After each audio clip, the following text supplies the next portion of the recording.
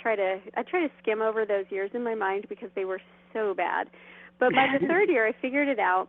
I earned a car. I became a sales director, and I was actually number 3 in the nation for new sales directors in my debuting class, and did well. And I was selling the product, and I was doing well. I was earning $3,000 to $5,000 a month. And then I just hit this turning point in my life where I felt like, you have those moments where you kind of feel like God puts you on a new path, and I felt like he just said, here's a new path. Try this one out. And it was the coaching and speaking path. And I transitioned into coaching and speaking and fell in love and was working very happily inside of another company. I was their top salesperson, their top coach, their top speaker. I ran all of the sales teams, created phenomenal growth, had a 6-figure income, and was pretty happy. And then along came baby number 5, and all of a sudden it was like, oh, wait a second, that's a whole new ball game. And my last 2 are really close together. They're 18 months apart. And I just got to a point where I realized I needed to, even though it was a great position, I needed to have a little bit more control because my family was, and still is, very demanding of my time. And so I actually started my company 6 weeks before my last baby was born. In one day, I resigned from my job, signed up for a $25,000 coaching program to teach me the parts of my business that I didn't know how to run. And then I came home and told my husband that I had done it all. It was a very exciting day. We have a very similar story. Really? Very similar story, because I did the same thing. I was running all these big businesses, and then I went into, ended up being a Mary Kay sales director, and that's when I was like, oh, Lordy, I had to figure out how to sell, right? So it was that eye-opening, awakening experience. And then I left that to sell my other businesses. And then I came into this one and went, oh, this is even different sales, right? Coaching and consulting. So I did the same thing. I hired a coach to show me how to do it. So very cool. Well, so tell us, who do you like to work with? Who's your ideal client? I love working with high-level network marketers. I love working with thought leaders. I really love leading leaders. So we've got a good amount of coaches and speakers that are in our pool. We have a good amount of high-level network marketers.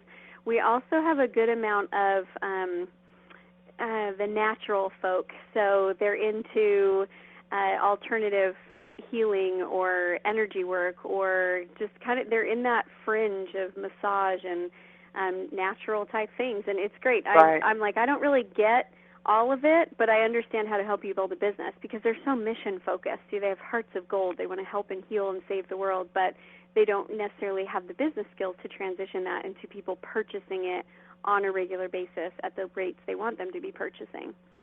Right. Yeah, and we do see that, that it's one of the exciting things about being an entrepreneur is that we do have such control over so many things, but then we also open the business and go, oh, there's all this other stuff I didn't want to do, right? I want to work with my clients, but I don't want to sell them, or whatever that looks like. So why don't we talk a little bit? I was just kind of looking at all the stuff on your website last night, and by the way, guys, you need to go check out her website, which is amywalkerconsulting.com.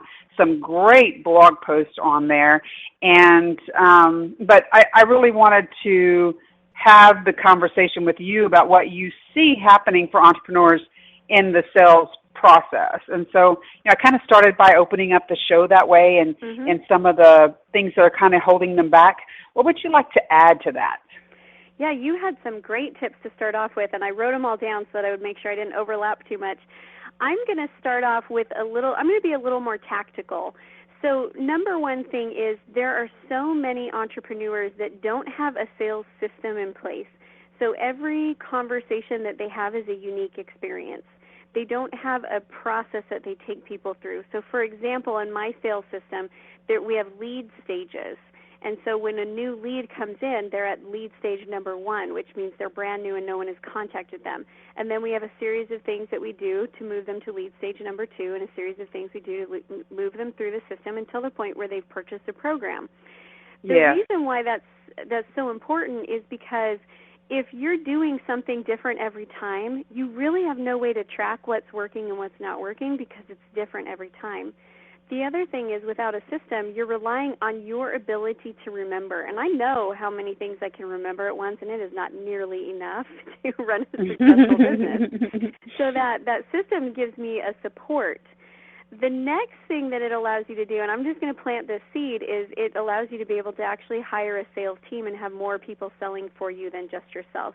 And that is, our first year in business we did $110,000 in sales. Our second year we did $440,000. This year we'll finish somewhere between $607,000. And the reason why our numbers are increasing so quickly is because I am not the only person selling my business. Now, I still like to believe that I'm the best. I have the highest closing ratio, but I'm not even going to say I'm the one who's closing the majority of the sales. I think it's important that as a business owner you have the ability to close those sales, but you don't always want to be the only one doing it. Without a sales system, it's really hard to hire help and have them be successful. You can actually bring in great salespeople and they flounder with you. And the reason is it's not organized enough. There's not enough structure. So that's my number one.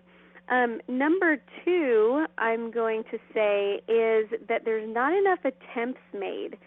I want you all to understand that it is harder to get a hold of people now than it used to be. So I remember back in my Mary Kay days, and you were probably around the same time, you could call people and they would answer their phones. But now it really is more challenging to get people on the phone. And I get it. This is what happens when someone calls me. I look at it and I go, I don't know that number, and I don't answer. And then it comes again. I'm like, I don't know that number, and I don't answer. And then the third time I'm like, that number looks kind of familiar. And by the fourth time I'm like, dang, these people are trying to get a hold of me. Who is this? I better answer this phone. And that's the way it goes. And we track our numbers really closely. And on average, we get a hold of people between attempts number 5 and 7. That's just average. Most people call 1 to 2 times, and then they stop because they don't want to bug people. But you haven't even gotten on their mental radar yet. They're busy. They have so many things going on. And so that process of making enough attempts to actually get them into a conversation. Now, if they're not interested and they get on the phone, they say we're not interested, I'm not going to keep calling them. I'm not interested in wasting my time or theirs. But I just recognize that it is going to take you more attempts than what you've maybe had to do in the past to even get to the point of conversation when you're not in your warm market. Your warm market, they're going to pick up the phone sooner because they'll recognize your number. They'll know that you're there. But nobody ever gets rich off of their warm market. And so we really want to be beyond that. And those people, you're just going to have to try more times. Do you have time for a third tip? Yeah, go ahead. I love this. This is perfect. Okay.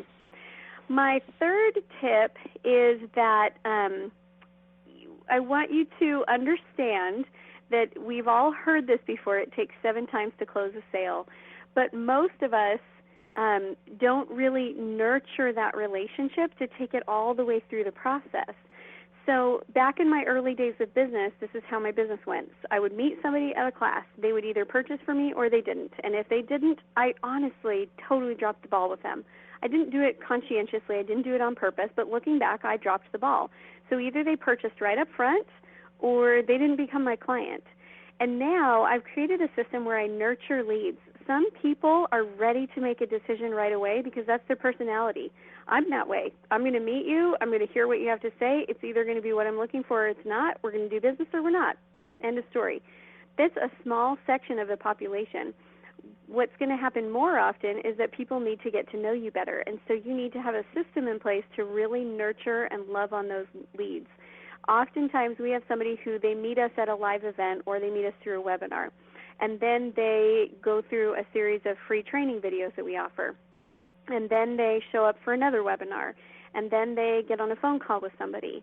And then they may purchase then, but if they do, that's great. But then they also might go back into that pool of playing around in the free level, reading the blog posts, getting the articles, watching the YouTube videos, and then they'll purchase again. But here's what's interesting. You can have someone go from just not purchasing anything to a year later they show up and they purchase a $10,000 program. And if you have a good system, it's not a lot of effort on your time. It's all automated. So I don't mind if they want to hang out swimming in my automated pool for a year and then they're ready to purchase a big program. I'm great with that. But we have to be willing to nurture the leads and understand that our selling culture right now requires a lot of trust. People want to know that they trust you and they need to get to know you. It's kind of like in dating. I wouldn't meet you and then propose marriage on the first date because that's creepy. We need to get to know each other a little better. That's exactly right. And probably the third year of my business, so this is my 5th year in business.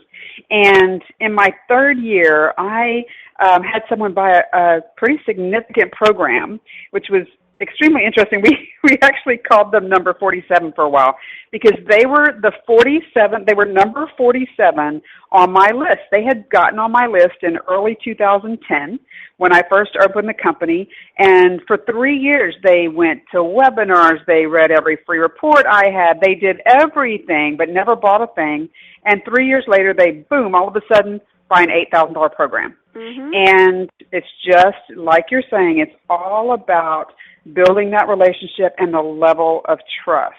So extremely important. That $8,000 is just as valuable as the $8,000 that closes on the spot. They're That's both right. $8,000, so you've got to work both angles of the business.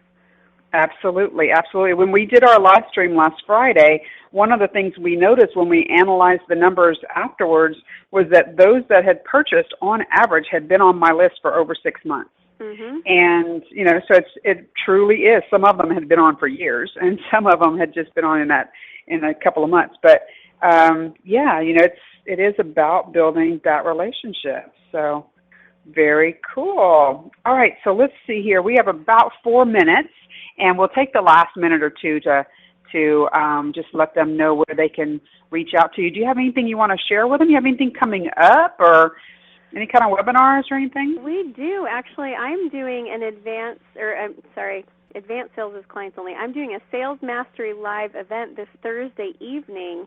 And if you want to go to my website, we'll have the details on there, amywalkerconsulting.com, and then you can click on the calendar of events and get registered for that event. But what we're going to be covering is building the sales system. So we're not going to cover a lot on the mindset of sales, or we'll cover a little bit about scripting, but most of it is going to be how do you build that system that's going to allow people to walk through. I can't say it's the most sexy training that I do, but it is one of the most practical. It is so necessary building a business, and I'd love to have you come and join us and just really teach you what is that going to look like for your business. How do you there's about 7 different steps in that sales system that we're going to help you build out. Awesome. Very good. So I did give you guys earlier her web address, which is amywalkerconsulting.com. What other ways could they get in touch with you, Amy? You want to through social media or? Absolutely. We are on LinkedIn, we're on Twitter, we're on Facebook, and we post a lot of great information throughout the week, just blog posts, articles that will be useful for you in business. Tips. I just published my first book, and so that we've got a lot of information that's coming out from the book. Just really a great resource for you to be able to get those little bite-sized tidbits of information that we all need. Sometimes we don't have the time to sit down and read the whole blog post, but we were like, give me a bite. And social media is definitely the place to go for that. So I would say LinkedIn, Twitter, and Facebook would probably be your best bets, unless you just want to see lots of really cute pictures of my family, in which case that's pretty much all I do on Instagram. So okay. I do business things as well, but mostly it's just my family. 5 boys. I got it. Yeah. I don't know how you do it. I got 2 kids. And mine are older. Mine are in their 20s. So, all right. Well, it's been awesome having you here. Thank you so much. And I loved how very strategic your points were. That's awesome. I love strategy. So, all right. So thank you so much for being here, Amy. And we're going to take a short break, and we will be back with our second guest. So you guys hold on.